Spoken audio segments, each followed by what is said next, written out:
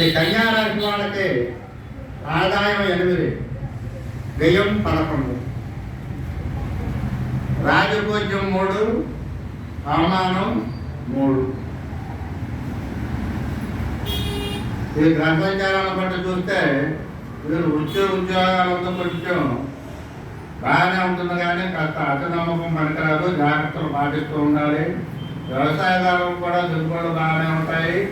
వ్యాపారులకు పోటీతత్వం ఉంటుంది, లాభసాటిగానే సాగుతుంది కానీ పోటీతత్వం ఉంటుంది. విద్యార్థులు ఈ ప్రణాళికాయుతంగా సాగాలి.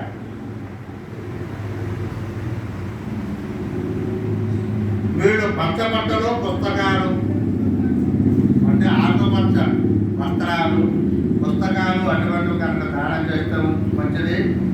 ఓం గణపతయే నమః అనే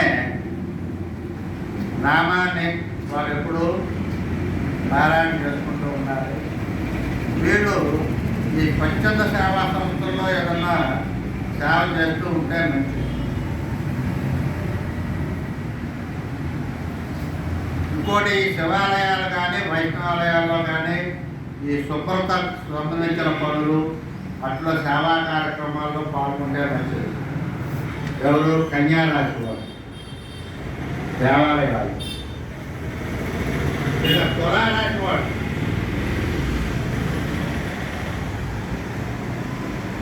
ఆదాయం 5, వ్యయం 14, రాజపూజ్యం 6, అవమానం 3.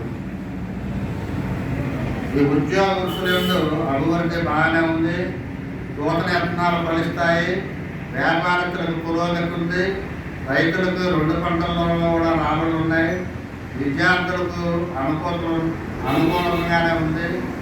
ఈ ఉన్నత విద్యా ప్రయత్నాలు, తర్వాత ఈ విదేశీ ప్రయత్నాలు